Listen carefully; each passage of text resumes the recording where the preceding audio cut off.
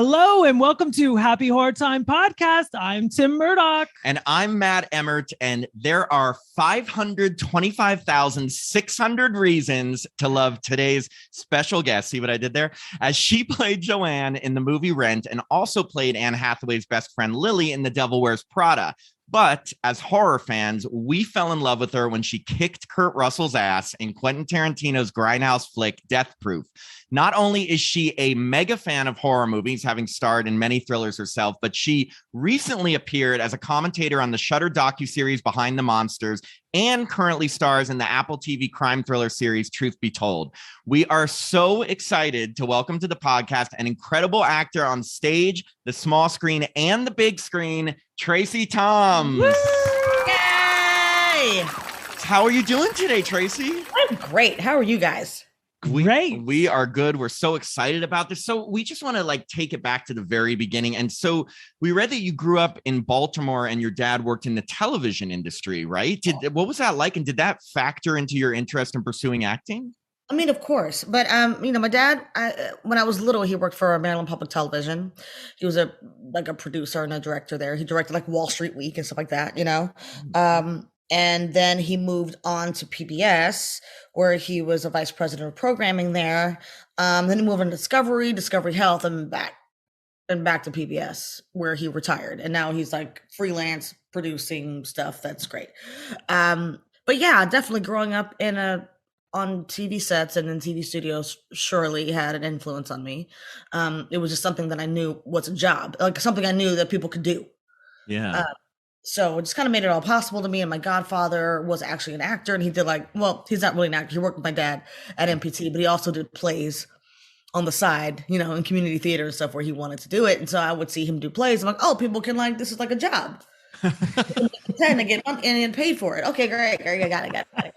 That's awesome. Yeah, because I read that you've been studying acting since you were 10. I think you started at the Baltimore School for the Arts, then attended Howard University, then Juilliard. Were you always interested in being a triple threat, or was there ever a specific one that you had a preference between theater, TV, and movies? Well, it's funny because this is the 80s, all right? So I started when I was 9. Actually, I started in youth theater, the Baltimore Actors Theater, when I was 9. And then I moved on to Arena Players, which is one of the oldest continuously running community theaters in the country. And it happens to be historically Black community theater. So back then in the 80s, the ancient. I love the 80s. What are the 80s? 80s are my favorite. The 80s, me too. I mean, it's when horror became what we know it to be right now. Of course. But more about that later. It was there weren't many movies and TV shows with Black people in them. So if you wanted to work, you had to figure out how to do all three. Because there were lots of musicals. Dreamgirls was popping, Pearly was big, and Ain't Misbehaving, and all those shows that we were doing then in the late 80s and early 90s. So it was you just had to figure it out, or else you were not going to work. Yeah, we didn't have the renaissance of things we have now on all that's available to us. There was no Insecure. The 80s, so yeah, so I just had to figure it out. But I've always been an actor first. Okay. Yeah. No, that makes sense. So when did your love for horror genre begin, and what movie had the biggest impact on you? That's a good question. I loved horror forever. A weird thing about being a child of someone in the business is that my dad would always tell me how they did things, which did not ruin it for me. It actually made it better. My favorite movie of all time is Wizard of Oz. But he would tell me how they did it. He's like, oh, well, she, there's a wicked witch. She's the makeup. She's on an elevator, and the elevator goes down the ground, and they shoot the fire out. And one time they burned her, and blah, blah. So it was like a magic trick that made me love it more because I could understand the mechanics of the storytelling. So The Exorcist never scared me as a kid because my dad is like, oh yeah, this is a dummy. And the head spins around, and she's pea soup that comes out of her. There's a little tube in her nose, blah, comes out. I'm like, wow, this is great. My parents knew nothing. I was scared. That's pretty awesome. That you're like, hey, friends. Yeah, my friends are like, oh my God, I can't watch The Exorcist. Also, we weren't very churchy growing up.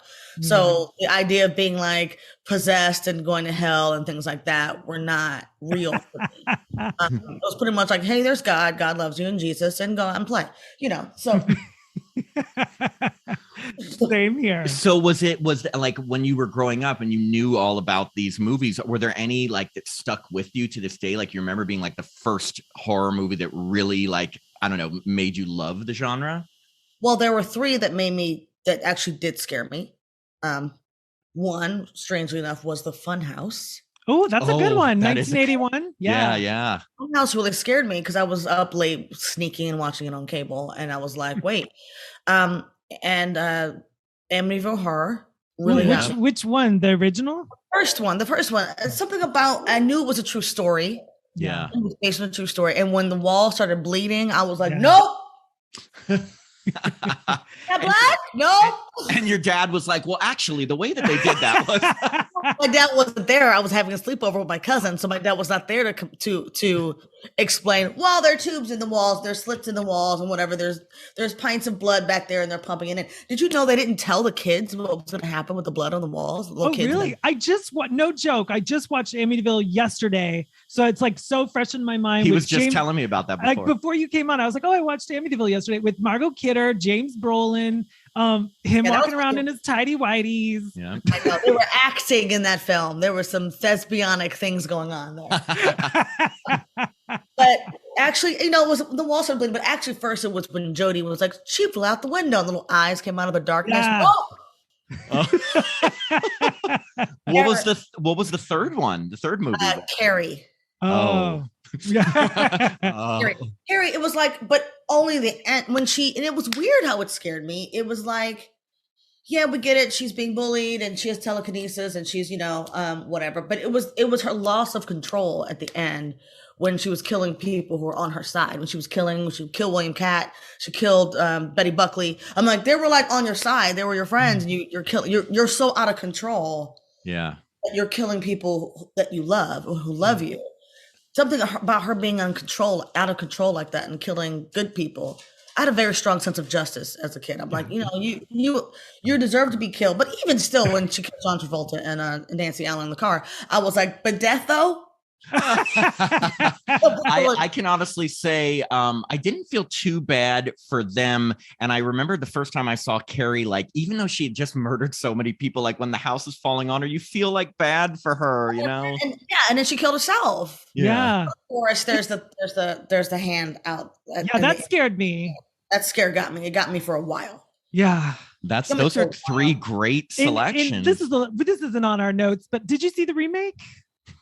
I did with Ryan Reynolds. Chloe Moretz. Oh, the Carrie remake. Yeah. Yes. The Carrie remake. I was still thinking of Amityville Horror. I did see the remake. I saw it 5 times. Look, there's a pause. And we'll move on. Okay. And Julianne Moore. Yeah, I saw that. No comment. So, okay, Tracie, obviously you have an extensive resume in TV, movies, and theater. And as a horror podcast, we wanted to focus on your career in the genre, but we would be doing our listeners a disservice if we just skipped over Rent and The Devil Wears Prada without at least asking like a couple short questions. So one thing I did want to ask about Rent, can you tell us a little bit about how you got the role of Joanne in the movie version? Because I know Freddie Walker Brown had originally played Joanne on Broadway, but I read that producers thought she was too old to reprise the role. Did you ever get to meet her? Did you get any advice from her, or how did that all happen?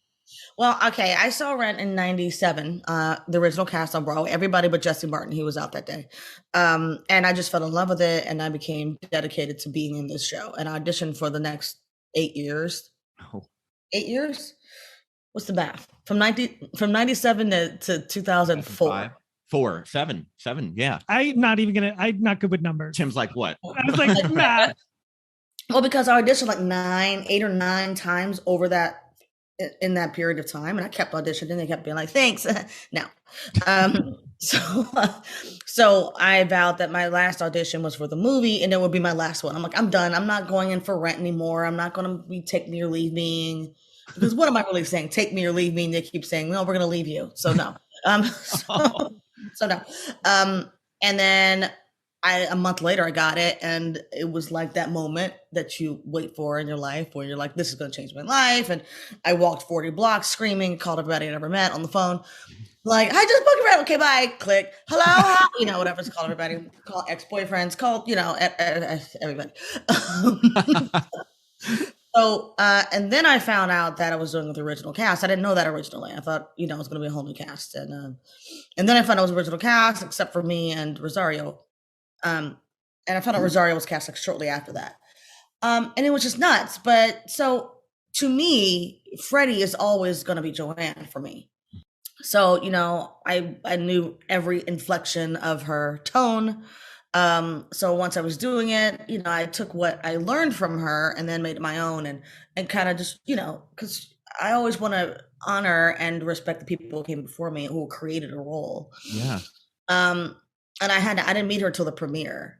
You know what I mean? And I kept like doing interviews about it, like, what's it like? Were you, replacing Freddie Walker Brown? I'm like, well, wherever I could, I stole from her like a thief in the night. And then, I made things my own that worked better for me.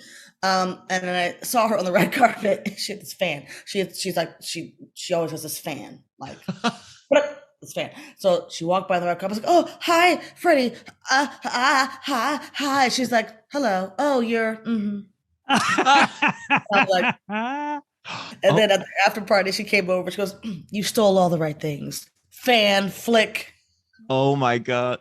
You stole all the right things. I was like, "That's a good story." I don't know, like really, I got her stamp of approval, and now we're friends. You know what I mean? I'm in town. She's like, "Hey, let's have brunch." I'm like, "Sure." Oh, that's awesome. She's like, "But don't steal my brunch restaurant recommendation." My brunch restaurant though. That's amazing. I didn't know about the fan thing. Is great. That is awesome. I've never told that story. I don't usually tell that story. Ooh, well, thank you. Exclusive. Happy Hard Time exclusive. You just heard that. And then moving on to Devil Wears Prada. Yes, it's so popular. Everyone quotes it all the time. Do you have like a? Did you know at the time that it would become as popular as it did? It just blew up. And then whenever it's on TV, I sit down and watch it. Do you do the same? Oh, you do? Like, dude, suddenly I see. Well, I guess I'm doing this now. I love that. I love that. I had no idea. The script kept changing and I had no idea what we're doing. I worked like 4 days on that movie. I had no idea. I booked that movie on my 30th birthday. On my birthday. Oh my gosh, that's a great birthday. I originally auditioned for Emily. Actually, and they were like, not quite. Come back in for the friend. I'm like, okay, and then I was like, yeah, that's it. I was like, okay. I saw on your Instagram, you said that you called, there was a picture of the Devil Wears Prada and you called them the villains. So it's like, people have said like the friends are now the villains. Do you? Oh, the think pieces that, people come for me on Twitter, like, you're the real villain of Devil Wears Prada. I'm like, I'm the real villain of Devil Wears Prada? I heard that theory too. And that's crazy. It's so interesting to me. It's fascinating. At one point, I wanted to like actually have a clubhouse talk about it because I didn't do it, but it's so strange to me because mind you, it shows how much the world has changed even since 2005. When we shot it. Yeah, 2005 we shot it. Because there was no like social media and things like that, and like blind ambition over everything was not yet what people were striving to do. It still was like, let's have some integrity about ourselves, right? This one girl came for me so hard on Twitter. How do you feel about that? You do know you're the real villain, right? How do you feel about that? I'm like, oh, right. I'm the real villain, even though she works for a woman who refuses to know her name. Yeah. Who's abusive and crazy and horrible, and she works with a whole bunch of models who actually are trying to sabotage her.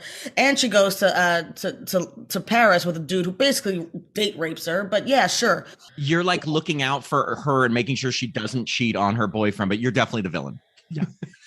Far from let her cheat on her boyfriend and let her not show up for his birthday. But like, it was his birthday, it doesn't matter. I was like, you tell me that you don't care if your boyfriend doesn't show up to your birthday party. Yeah, that's so fun. That wouldn't even have hit my mind that the friends were the villains. Everyone was coming at her, but the friends were just looking out for her. I recognize that, but as a viewer, maybe I could see that, but I'm really digging. I just love that somebody actually like contacted you on Twitter. It's like, you're the real villain. and then I came back at her and she was like, I'm so disappointed. I was really asking you a question. I'm so hurt. I'm really bummed at your response. I'm like, that's a real question?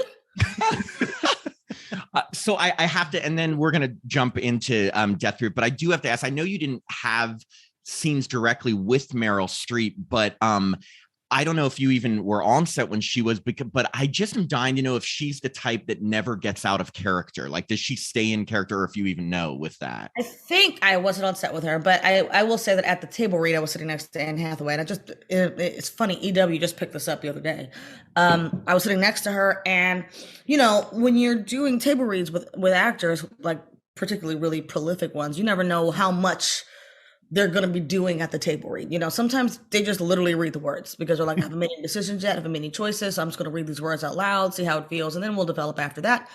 So, Miranda in the script sounded like a dragon lady, like yelling and screaming at people, belittling people. So I was expecting like a yeller, probably, yeah. And she sat down and she was just a queen. She came in, she was like 2 minutes late. And she was like, oh my God, I'm so sorry. I'm late. Guys, the traffic in the parking and whatever. We're still getting like croissants and stuff. We're like, got the coffee. They were like, you're fine. Nobody's even sitting down, but she was so like apologetic. And I was like, oh, she's just a queen. And then she sat down across from us and she started to read. It was like a whisper, like you could barely hear her. And I was like, oh, okay, well, she's doing that thing. Oh, wait. Oh no, this is her choice. Oh, this is brilliant and terrifying because it makes everybody lean in to her because she's like, blah, blah, blah, blah. And she didn't look at Anne at all until she said, no doubt you got to some casual corner where you no doubt fished it out of a bargain bin. That hideous sweater. And she looked at her before she said, hideous sweater. And then went back to the script. And I could feel Anne like crumble in her soul, like the whole and I was like, ooh, girl, good luck. You're like, and this is just the table read. The table read. And apparently after that, when they met, Meryl was like, it's so nice to meet you. I'm so excited to do this with you, Anne. I think it's great, but this is the last time I'm going to be nice to you. Oh, wow. Last time I'm going to be nice to you. And like literally was horrible to her for the rest of the shoot until they were done. Oh, wow. I think that movie works on so many levels. I feel like that. And I can see that happening with probably like with someone with Meryl Streep in that type of role. That's why I thought I would ask about it. But moving on back into our favorite genre and a film that probably involves one of the best car chases we've ever seen in a horror film, Death Proof. So first I wanted to know, how did you first hear about the film and what was the audition process like for the role of Kim? Oh, well, so a friend of mine auditioned for it and told another friend of mine. So a friend of mine, a male, had worked with a friend of ours on the audition. So he came to me and he was like, Tracie, there's this audition. There's this Quentin Tarantino movie. It's like all Black women. Because if you read them on the page, they all kind of sound like they're Black women. They're all Black women. You got to get up in there. There's like 8 of them. My agent's like, Tracie, it's called Death Proof. I'm already on top of it. And it's not all Black women. And right now they're only seeing people that he knows. Oh. But casting director is a fan of you because she likes Cold Case.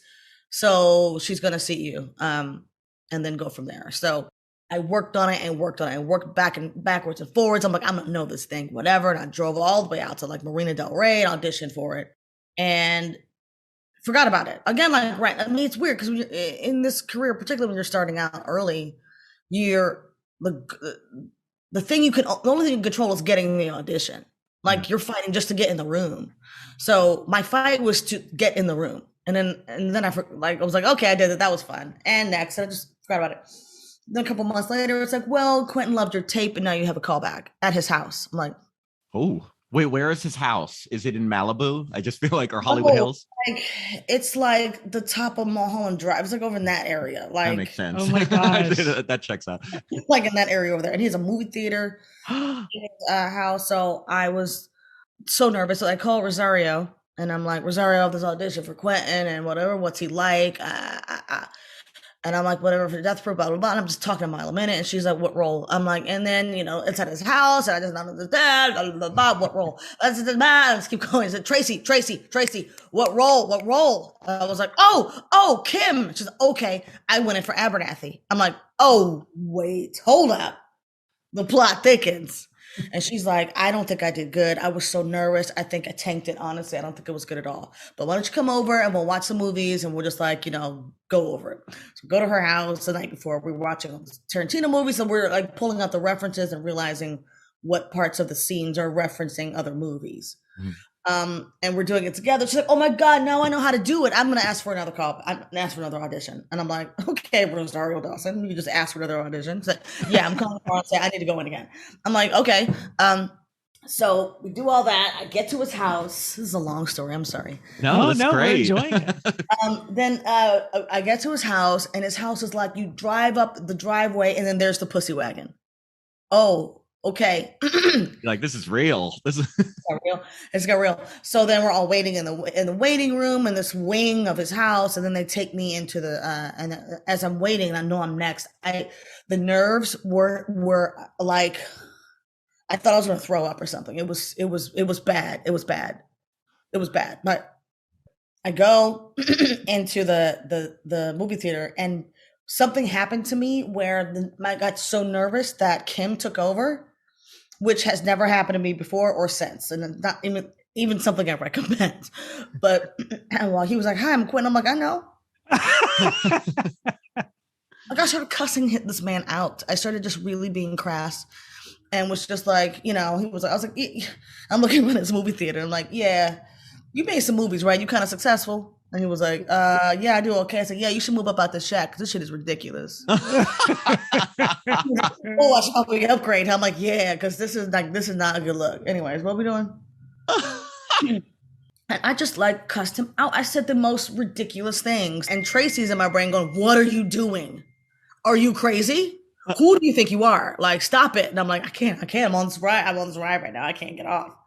And then finally, at the end of it, he was like, "Okay, well, it's nice to meet you, blah, blah, blah." I'm like, "All right, in case you wonder what I'm doing in my 5 minutes, if it comes across your brain and what Tracie's doing, I'm taking pictures with your pussy wagon. That's what I'm about to do. Okay, holler." And I left. And as soon as I walked out, I almost passed out in the little parking lot. I was like, "What just happened? What did you do?" Oh my God. You were possessed. Anyways, that was that audition. Rosario got her other audition, and then we got a call back. And I'm like, "Okay." And I said, she got a call back. I was just waiting because they couldn't hire Kim until they got Abernathy. Mm-hmm. And I was like, "Tell you what, you're not nervous when you do it with me. Why don't I be your reader for your audition?" She's like, "Oh, right." Her team was like, "That's a bad idea. What if he likes you but doesn't like her? That could backfire." She's like, "No, it's not going to backfire. I want to do it with Tracie." And Quentin was like, "I love that idea. I love it. Have them both come." And Rosario and I pretty much went. Now we're in New York. Now months have passed.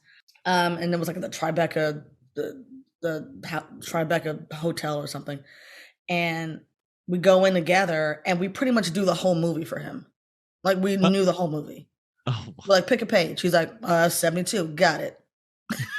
Wow. And then we still waited. And then I found out I got it and screamed so hard I gave myself whiplash.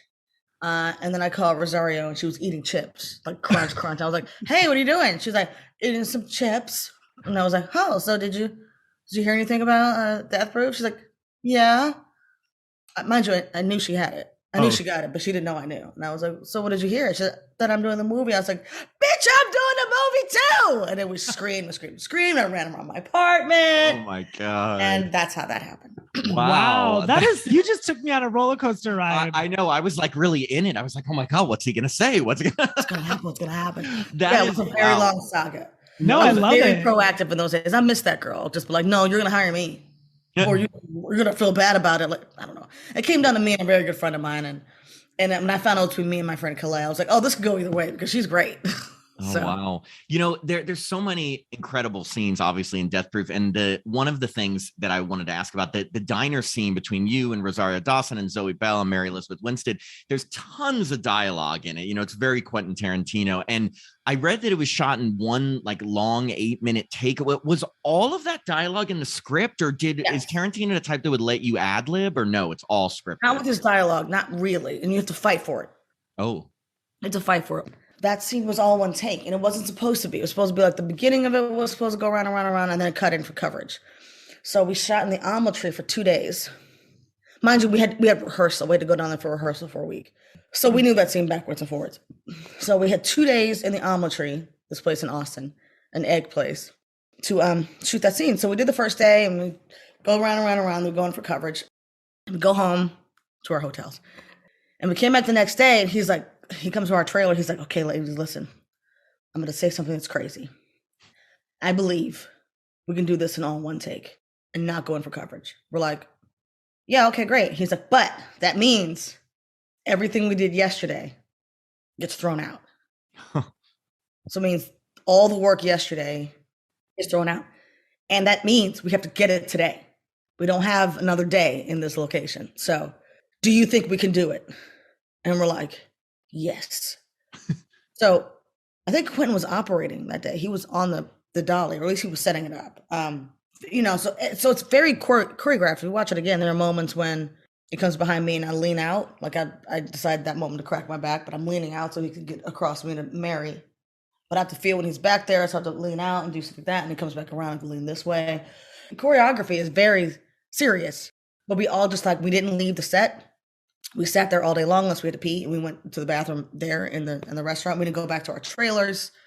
We just sat there and hunkered down and focused. I think we got maybe 4 or 5 full takes of it. It was like a 7-minute take. Yeah. Ooh, I want to go back and watch it right now, intense. knowing what I know. Well, I had thought, I was like, I bet this is all scripted, but because it's Quentin Tarantino. But at the same time, I was like, I wonder if, because it's so natural that it feels like, I wonder if they ad-lib. But then again, it seems very Quentin Tarantino. Well, yeah, and there's one bit in there. There's the part where I'm like, we're talking about carrying a gun or whatever. There's that little bit that I had all these periods in it. Mm-hmm. And I was working on it with a friend of mine, and I was like, I feel like these periods aren't supposed to be in there. She's like, they're not supposed to be in there. Take those periods out. And I'm like, but I know he's very deliberate in what he's writing, and it's all rhythm and it's like music. And the periods were messing with me. So I took the periods out in the audition for him, and I did it. And in the room, back to the audition in his movie theater. And he was like, you know what? I've been meaning to take the fucking periods out, and you did it. And I was like, they just belong in there. Wow. I would love, what if he had done the opposite? What if he was like, excuse me, can we Periods there for a reason. I was ready to do it. It was a risk. It was risky. I think I know the answer to this question, but what was it like working with Tarantino, and were you a fan of his films before? Yeah, of course. He's such an auteur. You know what I mean? He's a mad genius, equal parts both. Because he just who does that? Who says we're going to throw out everything we did yesterday and reshoot the whole scene, but we only have one day to do it? Yeah. I mean, just hearing that gives me really nervousness. But he seems so eccentric. Like, is he like that every day? Like, does he always have that energy? Yes, every day. It's like he has more energy than any of us. Even the fight scene, he came because he picked a piece of music that he wanted kind of to do for the fight scene. He ended up not using the piece of music for the fight scene. Actually, he used it somewhere else, but he played the song and like acted out the whole fight scene in the makeup trailer and did all 4 people. He's like, really. Wow. This is normal. I mean, it felt very normal when it happened. I thought about it later. It was like, did that man just act out the entire fight scene for us to give us inspiration? Yes, he did. That's unbelievable. Then of course there's the incredible ship's mass driving scene where, Kurt Russell first tries to run all of you off the road, and then the tables are turned and you guys chase after him. But I wanted to know, how was that entire sequence filmed? Like, were you actually driving the entire time with Zoe Bell on the hood, or were there stunt drivers involved? I mean, I feel like there had to be, but please tell me, because it's such an intense, cool scene. It's very, very intense. Well, Quentin sent me to stunt school. So this is where I got close to Zoe. I met Zoe. It was like, hi, nice to meet you. Hi, I'm Zoe Bell, whatever. So she was there with me in stunt school, sitting in the back seat while I was learning to do all this driving stuff. So I thought she was there to bond, but really she was there to tell them whether or not I was good at driving. Like, she was supposed to report back to the stunt team, which is Jeff Dashnaw and his wife Tracie Thoms and Brand X. They were the stunt team on that, and Quentin to tell them to report whether or not I could drive. And turns out I was very good at it. So because Quentin's like, I want to get you in that car as much as I can. I want to be on the 405. Right, let's get to the car. We did some of the regular driving, like picking up Zoe from the airport, dialogue in the car, in my Mustang, the little pussy wagon, by the way, my Mustang. We did that stuff in Austin, but the actual car chases we shot here in like Solvang. So it's like a little field trip like in Santa Barbara. So we're just shooting. And every day was like, what bit are we shooting today? Because we kind of didn't know. It was like, the call sheet was like car chase. We're like, what bit are we doing? Now, once the car chase starts, that's when the ad-libbing starts. The dialogue pretty much stops once, where did he go? I shot his ass and he sped off. Oh, you want to go after him? Hell yeah. Hell yeah, get it back. Once that scene happens, the rest of it is kind of ad-libbed. Like, so it ended up being this like really cool dance where there was a speaker in the car and Quentin was in the car behind us in the picture car. And he would yell lines out as they came to him, depending on where we were, what was happening. So he would yell things out, and we would, based on how he said it, we would know who those lines were for. If it was like in a weird Kiwi accent, we knew that was for Zoe. If it was like, sassy girl speak, I knew that was for me. And if it was kind of regular, that was for Rosario. Oh my God. So that's hilarious. It was very funny. But then I would come up with things of my own, and I'm the horniest motherfucker in the world. I don't know. Is this show clean or no? Oh, not clean at all. Want. No, please give us everything. I'm the horniest motherfucker on the road. That's not what I was supposed to say. I was supposed to say, I'm going to run this motherfucker off the road. But it was all the story. He was yelling because he's in it. Because it's like he's playing the scene with us. And I was driving, and I'm going to run this motherfucker off the road. And we're like, what? What did he say? It's on the camera. Like, what did he say? What did he say? It's always like, did he say I'm the horniest motherfucker on the road? So that turned into I'm the horniest motherfucker on the road. Horniest motherfucker on the road. I'm like, okay. I'm the horniest motherfucker on the road. Oh my God. Like a bit to it. And then he's like, cut. I'm like, after he said, did you just say I'm the horniest motherfucker on the road? I'm like, isn't that what you said? He goes, no, that's not what I said. But I love it. Keep it. Say it again. That's amazing. I'm gonna start saying I love that he's yelling lines to you guys to say while you. It was such a symbiotic experience doing that. But yes, I had two stunt drivers. The wife of the stunt coordinator, Jeff Dashnaw, his wife Tracie Dashnaw was one of my drivers, and had one other driver. Tracie's a surgeon with a car. She could slice you in your ankles with the car if she wanted to. She's that genius. So the really hard stuff with Zoe on the hood was her. Some of that stuff, but some of the beginning stuff we're just kind of playing. Some of that stuff I was driving, But once it gets to the chase, once we're chasing him, I was in that car a lot. Wow. The cow moment happened by mistake. I was coming around the corner and it was too much dust. And it's like, if you can't see, stop. And so I couldn't see, so I stopped. And then I said, I gotta stop. I can't see. I stopped, and then when the dust cleared, there was a cow in front of the car. I was like, "There's a cow." There's a cow in the road. Wow. I don't know whose cow this is. But there's a cow. This cow's in Slovene, right? So yeah, I mean, apparently, I think that would have been a good time to yell, "I'm the horniest motherfucker." I'm on the road, move, motherfucker, move. That made that up. Move, motherfucker, move. Come on, cow. But then you really accent the moo part of move. Move.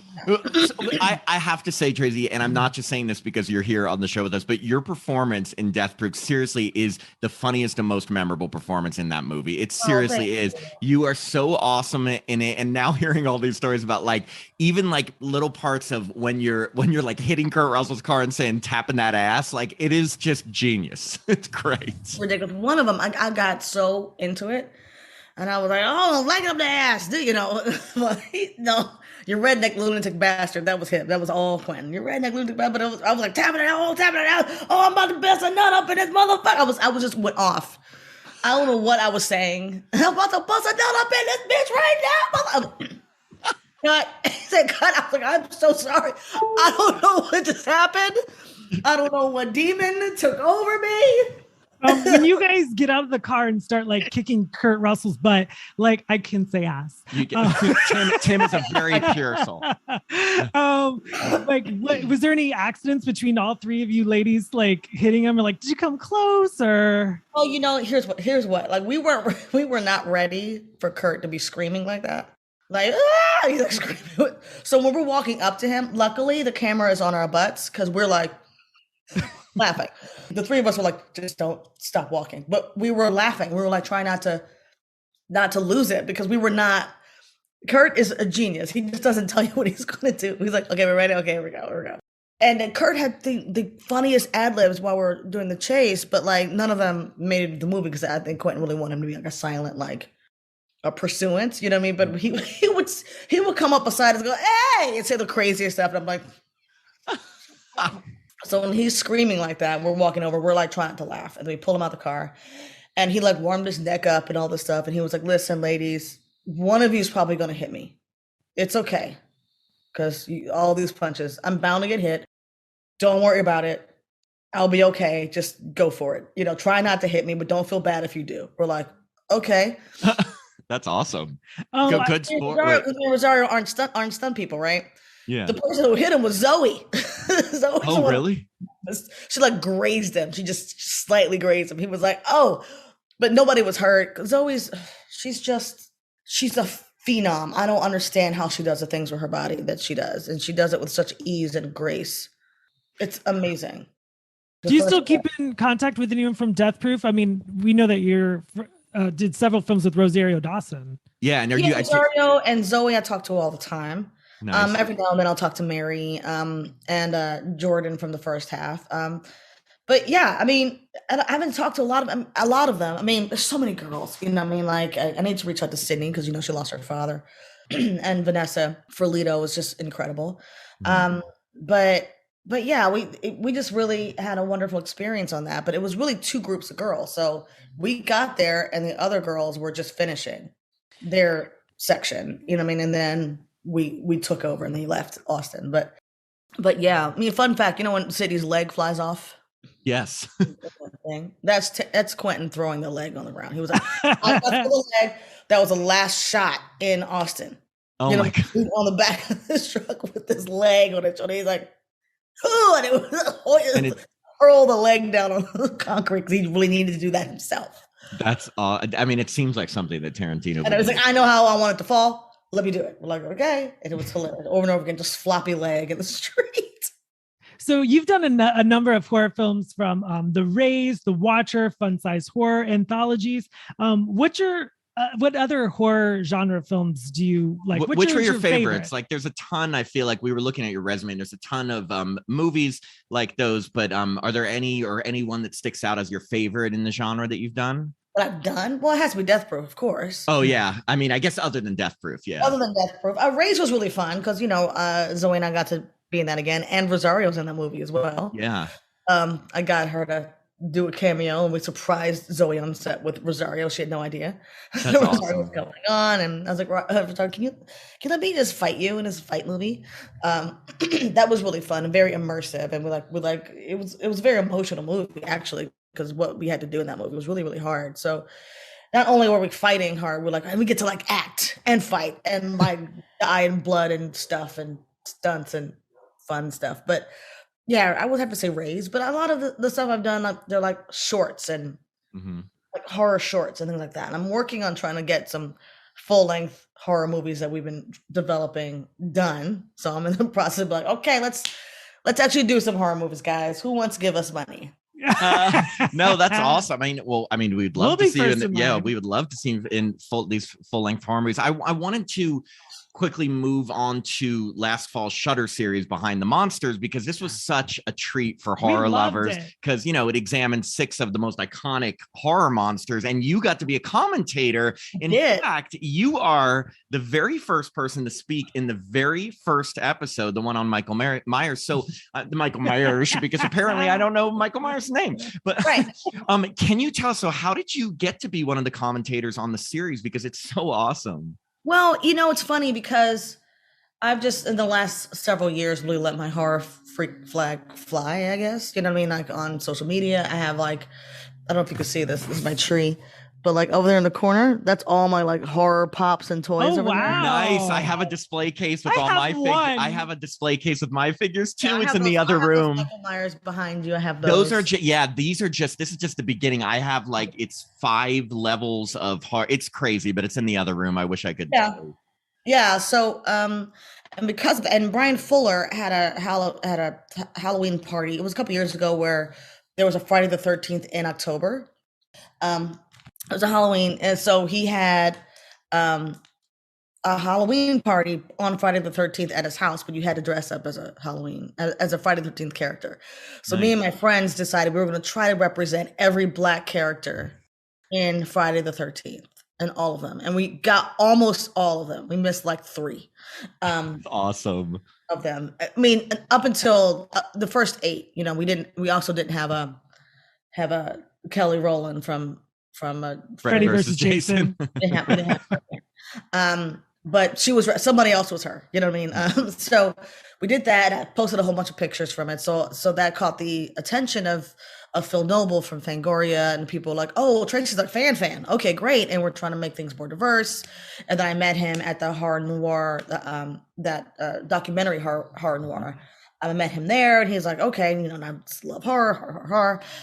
So he just came on, he DM'd me and said, do you want to come and talk about horror with us? I was like, great. I was like, what documentary is this? He said, we don't even know yet. Just come and talk about your favorites. I'm like, okay, great. And it came out, and I was like, oh, it's out. Oh, somehow I missed the email saying it was coming out. All of a sudden somebody was like, oh, I saw you Behind the Monsters. Like, oh, it's out? Oh, let me go watch it. I was not prepared for my voice to be the first person. Very first one. That sounds like me. It was like, the thing I love about Michael Myers, I'm like, that sounds like me. How am I starting this show? Behind the Monsters with Tracie Thoms. That's right. Behind the Monsters. Come, let's talk about the monsters with Tracie Thoms. The thing I love about Michael Myers is blah, blah, blah. No, it is so cool. And I did want to ask as a more serious question, as both a horror actor and just a huge fan of the genre. What are your thoughts on the roles that are available for women in horror, or more specifically, Black women? And has your opinion on that changed over the years? Well, I think now, since we're having such a revolution about it, there's a lot more happening. But the thing that's difficult, I did talk about this in Behind the Monsters, there's no space for it in the documentary, is like we're still trying to figure out how to integrate people of color, specifically Black people, in horror, because it's been difficult over the years to figure this out, because like the Black horror movies that we know are specifically about race. So after Get Out happened, people were like, okay, great, we can do racial horror, because racism in America is horrific. You know what I mean? So it puts Black people in a situation where we're living in real horror all the time.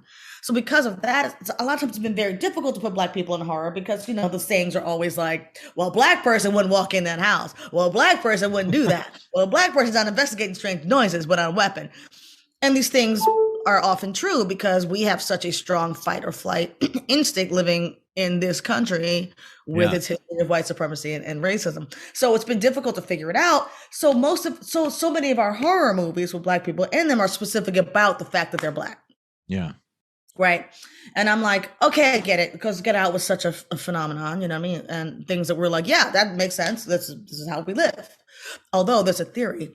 Next time, this is a weird sidebar. Get Out is strangely like The Skeleton Key, but flipped. Next time, with Kate Hudson. Yeah. I could, you know, it's crazy. I watched it over Christmas. I see that. Oh, like kind of the same story, but flipped. So that's just a little tidbit on the side. So, and I've always been like, well, why can't we just be in the woods with a slasher killer coming for us like regular people, or my house is haunted, or how do you make the stakes such that the Black people would not leave or could not run away or whatever? Because like the belief honestly is always like, well, horror movie with Black people, they would never be in that situation. And often that's true. You know what I mean? You walk into a house and the house is like, get out. We're like, okay, too bad we can't stay. That's what party's over. for you know, Eddie Murphy had that bit in his show. It's like, too bad we can't stay, because Black people wouldn't do the things. We're not like investigating strange noises.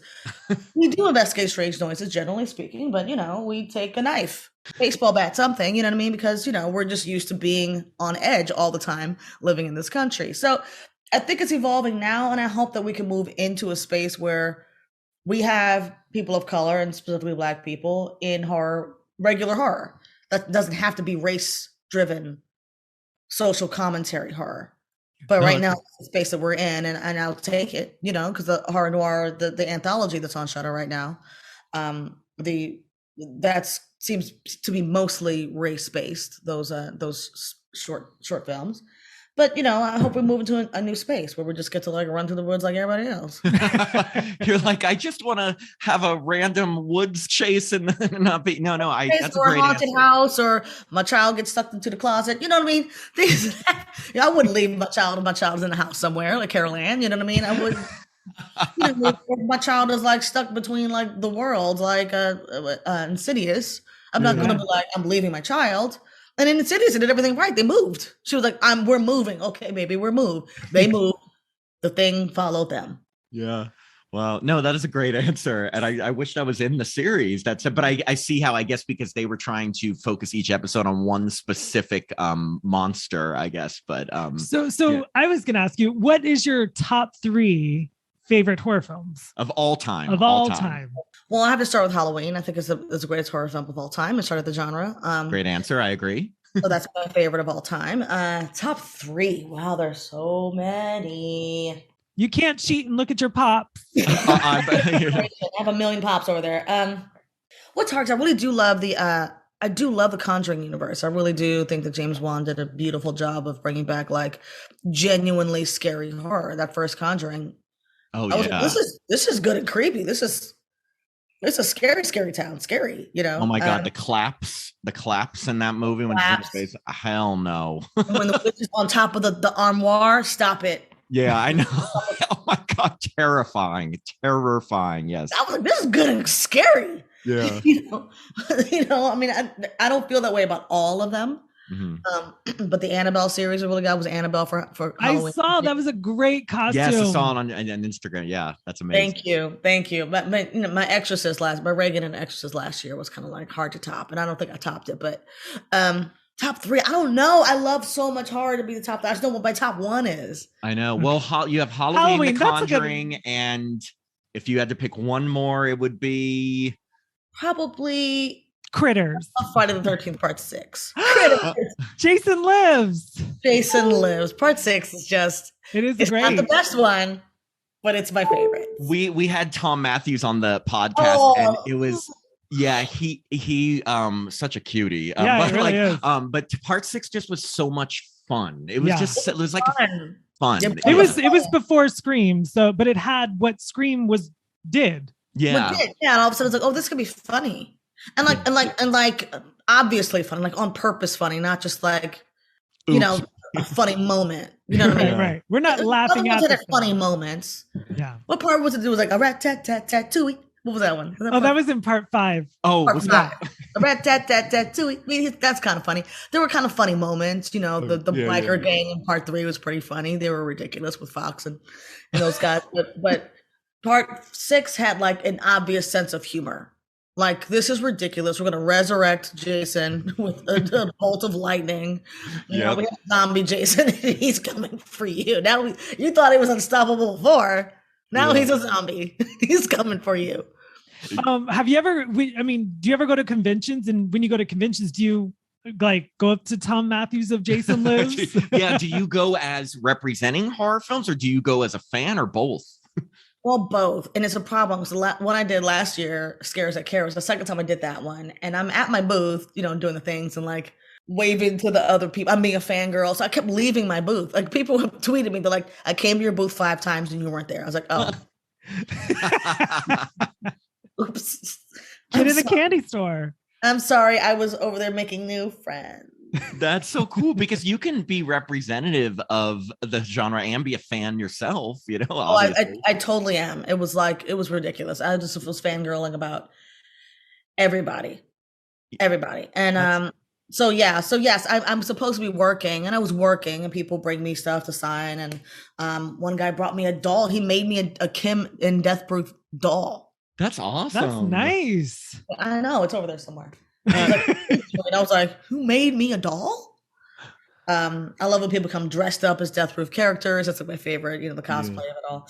But I love them. I love horror fans. I love the whole universe of it, because it's adjacent to sci-fi fans, but it's just such a wonder. I mean, the nicest people are like horror fans. We agree. The genre, it's like it would seem like the other way around. It would seem like people who love horror like sadistic, Yeah. awful people, but they're like the sweetest people, and they just love the fantasy of it. And it's like adrenaline. It's like, some people like roller coasters. I still do like roller coasters, but it's like a movie that is such a visceral experience, and it hits you on so many levels, horror movies, that it's just like a thrill ride every time you watch one. Yeah, no, I mean, we agree. And it's funny because we've talked to a lot of people on this podcast, and a lot of horror movie stars have said they had no idea how just like loving and sweet horror fans were until they did a convention, because I think a lot of people have the same thoughts like you. You're like, wait, they're into these crazy killing movies. They've got to be freaks. And it's something they did like 40 years ago or something. But people, fans are so dedicated and loyal, as you can see, so they really are. They really are. And I did the same convention a couple years ago, and like I got to meet Kane Hodder, and like they had like four Jasons there, and I was like, this is the best day of my life. I mean, like it was so much fun. Yeah. I've done 3 conventions now, and I just love them. I love them. And and then I'm Facebook friends with a lot of the people I meet there, and then we're just friends in real life. That's awesome. Yeah, I know we feel the same way. Even doing this podcast, we feel like we've gotten to meet so many people that we've watched and been and loved, including yourself. Like, I mean, just it's so much fun for us to be able to talk to people that we watch in these movies we love and that we've totally like just have so much respect for, and then we get to actually have a conversation with them. Right. Yes. And it's just a good time. Like Felissa Rose was there, and she had we love her. We talked to her. She is a riot. She is so much fun. I have to call her. She is. I have to call Angela. Yeah. Why are you so fucked up, Angela? Favorite line from Sleep. I know, exactly. She's like, why are you so fucked up? She's a line out the door. People are just waiting for her. Who's a little tight dress on, a little hot dress. It's great. And my man from Nightmare on Elm Street Part 2. Why am I blanking on his name? Mark Patton? Robert Patton. Rustler? Oh, yeah, both. I had Michael in my head. I knew that wasn't right, but I couldn't get to the right one. Mark Patton is the sweetest man. Oh my goodness. He's like, come to Mexico, come visit. And I'm like, okay. He's like the sweetest man. We are fingers crossed. We're hoping to get him on the podcast. We've talked to him on social media, and so we're seeing, but yes, I mean, give him a little nudge. We just have a few wrap up questions for you. One of the things, and I don't even know if or how much you can tell us about this, but do you have any, well, you kind of spoke about this, any new horror projects coming up, or anything you can tell us about any projects that are coming up or that you're trying to get to happen? I mean, obviously if you can't say anything, that's totally fine. I just did a movie. Can I talk about it? I'll talk about it. I did a movie called Blood Relatives, which is the Shudder movie. The Noah Segan, and the guy Josh Rubin, who did Scare Me for yes. Yeah, I just did a movie with them over the break, which was really, really fun. And other than that, I can't talk about them because I'm literally trying to get them done. Got it. I have 3 horror projects. That one I have a season for, I have some scripts, whatever, because people literally trying to get a horror movie with Black people is hard. People are like, oh, that's an idea, but I think people are more open to it now. And we call it the Get Out effect, the Get Out effect. People are like, oh, and it's always been sad to me because like Black people love horror. People don't even realize they're not making the movie with us in them, but we're still going to see them. You go to 42nd Street, New York on a Friday night, the week a horror movie comes out, it is full of Black and brown people, and they don't live in Times Square. Mm-hmm. They're coming in from like the boroughs and stuff to see horror and yell at the screen and have that visceral experience. And we love horror. So it's like about time that we see ourselves in horror. 100%. In real situations where we're like, and figure out the problem rather than just not doing it. People are like, well, I don't know. No, Black people in horror, Black people be in that situation. We'll put them in the situation and figure it out. Yeah, and you're totally right. It doesn't have to be about a racism situation or that. It can just be just a regular situation. Situation. There's a ghost in my house. My house is haunted. Yeah. You're like, well, you move. No, you wouldn't actually move. Do you have enough liquid money to just move? No. Who can do that? Exactly. Who act like moving is the easiest thing. Let's just move. No. I put all my money in this house. Now we're gonna figure it out. Yeah. Black people, we are very generally we're not a monolith. So as I say these things, we're not a monolith, obviously. Of course. But historically and culturally, we're connected. So like you ask a lot of Black people, do you believe in ghosts? We're like, yeah. No, we're just like we're very we tend to be very connected to our spirituality and our ancestors and things like that. So these are things that we live with, and we're very aware that they exist. So we're not. So how do we use that as a plus rather than a deterrent from making these movies? You know, like yeah, there's a ghost in my house. Yeah, there is. You're like, and it's not kicking me out of my house. I'll tell you that. Talk about it. Are we gonna like get the priest in here? Are we gonna get the pastor? What are we gonna do? Want to pray about it? We're gonna like play some gospel music, try to get it out. What are we gonna do? Figure it out. Yeah, and I mean, I'm not saying not make movies with black people and make them not black. No, make them who they are, and with the specificity of it, makes it even more great. Well, what would be your dream movie, like series, like Nightmare on Elm Street, Friday 13th, Child's Play? Was there one that you'd really like to just be a part of? Yeah, if you could act in any of them. Yeah, I always loved. I mean, mind you, Michael Myers, I think is just like the perfect killing machine. But Friday the 13th is always fun, and I could always talk myself out of being scared of these movies when I was little because I'm like, well, I was always very logical. I'm like, well, as long as I don't go to Crystal Lake, I'm good. Well, as long as I don't live on Elm Street. My parents didn't murder, didn't kill the child killer. You're good. Well, my parents didn't kill and burn the child killer. I'm good. But Michael Myers was really hard for me because I'm like, it's a suburb. I live in a suburb. This could actually be that neighborhood. Looks like my neighborhood, kind of. And he was genuinely scary. But I always wanted to be in a Friday the 13th.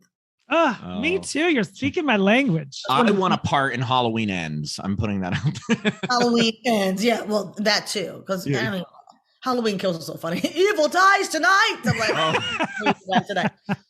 Does it go? Yeah. Does it? This is the middle of a trilogy. But But don't forget, before Evil Dies Tonight, after they force an innocent mental patient to jump out of a window. Yeah, mental patient. We could talk about that movie forever. You'll yes, please. If you want a good laugh, listen to our episode breaking down Halloween Kills because you'll hear. I want to listen to that because that will be like, wait, what? That guy's clearly not Michael Myers. He's too short. He's like a skittering fucking mental patient. I know. We thought the same thing. But anyway, that's right. I know. Make him big. It was really funny that they're a big guy. They're all convinced that he's Michael Myers. I'm like, does he look like someone who? The only person that knew was Judy Greer. She did her best, but she paid for it. She did her best, except for going back in that house at the very end. Let's be honest. You just gave away the end. Just dumb. Why are you doing that? Why are you doing that? Why are you going to go look out his window? Why are you doing that? Oh, look. What was the like She's enough gone. people have died, Judy. Stay with your daughter. But anyway. Stay with your child. Yeah, I know. So we have one final question for you that we ask everyone that we have on the podcast. And you've kind of already given us some really cool tidbits. So in a way, you've sort of answered this, but I'm going to ask it anyway. What is one thing you can tell us about, let's say, your experience working on Death Proof that you've never told any other interviewer, publication, podcaster, that you've just never told anyone or before? Our friend Vanessa White. That you've not told anybody. And let's say about, since we were really focused kind of on Death Proof, like something, it can be a small thing, it can be a big thing that you've never told at any other interview or convention or anything. Jeez. There are so many, and I actually told you a bunch of them. I know, that's why I was thinking, in a way, you told us some, and you don't even have to. I'm trying to figure out what I didn't already tell you. That's the thing. Yeah. Like, what did I not already say? Well, I'll tell something I've never said in the podcast. While you're thinking, I went to go see Friday 13 Part 5, A New Beginning, and sitting in front of me was Quentin Tarantino. Oh, fun fact. Did he laugh the whole time? He was into it. I mean, like he was, because that one's a little sleazy. I don't think I even knew that. Oh, a little like, it's like imposter Jason. Come on. Ambulance driver. Come on. And it's so funny because you look at it now, it's obviously the ambulance driver. He's so obviously like, I'm lost my mind. That's my child. Yeah, I know, it is true when they do the close up on him. Slow push on him. I'm like, it's obviously you, guy. And the mask is not the right color. The blue on it. Come on. Death Proof, that's the one I never told anybody. That movie was such an experience. I was actually working on Cold Case at the same time, so a lot of me flying back and forth for that movie. But we were such fangirls we were fans of the movie while we were doing it. Does that make any sense? Yeah. So there was a scene where there's a crane shot when after we we run into Kurt Russell, we finally catch up to him and run into him. He's pouring the alcohol on him. And by the way, he wouldn't do the movie unless Stuntman Mike turned into a little bitch at the end. He said, "That's the only way I'll do it, if you let Stuntman Mike be a little bitch." That's awesome. So he's like, "What are you gonna do? What are you gonna do?" Kurt Russell's so brilliant. And so we run into him, and then she's chasing him with the pole, Yes. and he drives away. And then the shot is we back up, flip a bitch. She harpoons the thing in the car and then leaps into the car feet first. Yeah. And we drive off after him. So we're not in the car. Zoe's doing the thing. Rosario and I are behind the camera.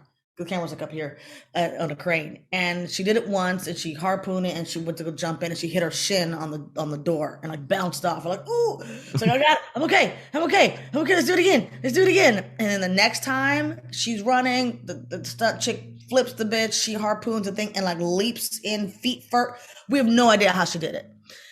Feet first and pull off, and we lost our minds so much that the camera's still rolling and we're chasing after the car like, yeah, like we're in this, they're still rolling, and like that stuff happened. And in the one shot when he's doing a donut and the camera's looking for him and it finally whips back and he's driving out of the smoke, the camera operator literally lost the car, couldn't find the car. So he's like, "Where did the car go?"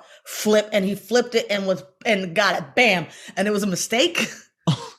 It was like a happy accident because he didn't know where the car was because there was so much smoke he couldn't find the car.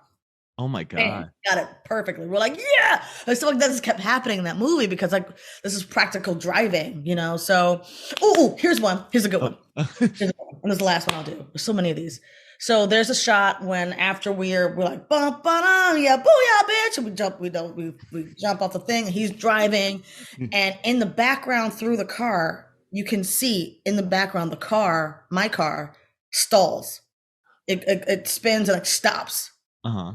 And they kept it rolling. And Kurt's like, come on. And like Tracie Thoms started the car again, got the car to start, whipped it around and caught up to him on camera. And that was a mistake. The car actually stalled, but Quentin didn't cut. So when he's like, come on, man. He's like, that's really him. Like, y'all just caught up to me. I'm driving this car and you just started the car back up and caught up to me on camera. I remember, I know that, but I just recently watching it. Oh my God. And that's hilarious. Oh, one more. Good.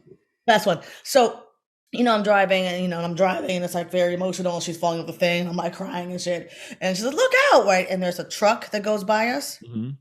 Next time you see this movie, the truck goes around and flips in the background, right? Which was not supposed to happen. Uh-oh. They were prepared for it. Because the stunt driver knew what he was doing was the car could flip, so he was prepared. He was like, I needed a grab strap in this car.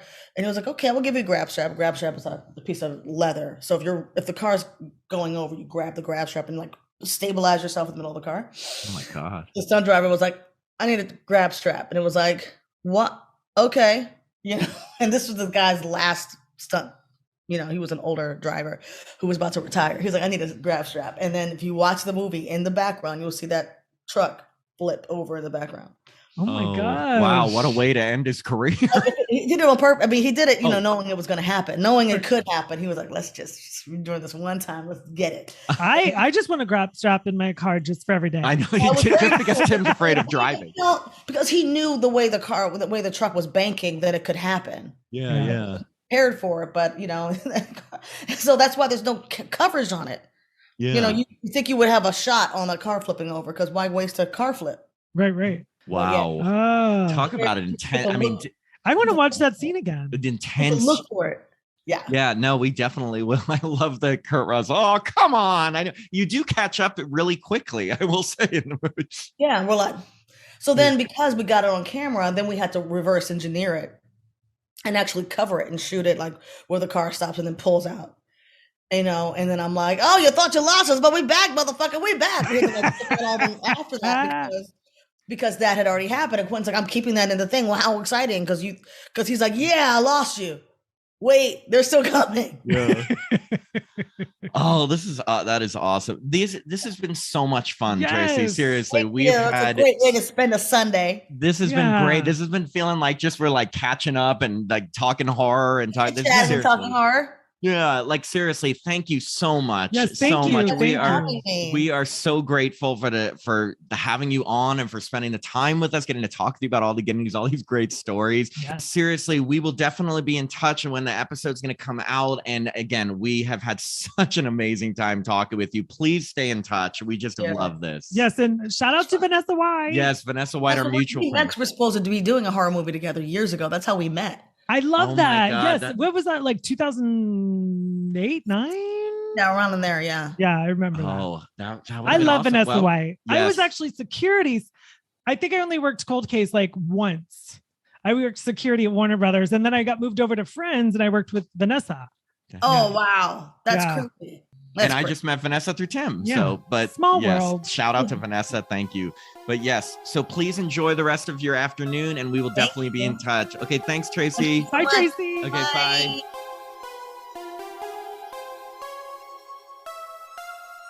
We hope you enjoyed this episode of Happy Horror Time. This podcast is hosted by Matt Emmer and myself, Tim Murdoch. It's co-produced and edited by Jacob Randall. We release episodes every Sunday, switching off between reviewing recently released horror films and interviewing horror stars and insiders. And we have a ton of fun along the way. You can stream all our episodes directly from our website, happyhorrortime.com, or wherever you listen to your podcast. And make sure to follow all our social media pages on Facebook, Instagram, and Twitter at Happy Horror Time. If you'd like to support this podcast, please sign up to be a patron at patreon.com/happyhorrortime. Patrons get access to our growing library of bonus episodes where we discuss older horror films, look back at popular franchises, and all kinds of fun horror stuff. And if you'd like to contact us, send us an email at happyhorrortime@gmail.com. We love hearing from our listeners. I'm Matt Emmert. And I'm Tim Murdoch. And we hope you have a happy horror time.